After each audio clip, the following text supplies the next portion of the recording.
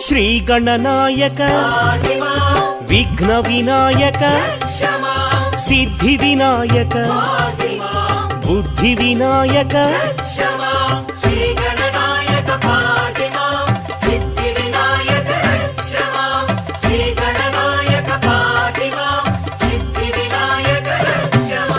మూషిక వాహన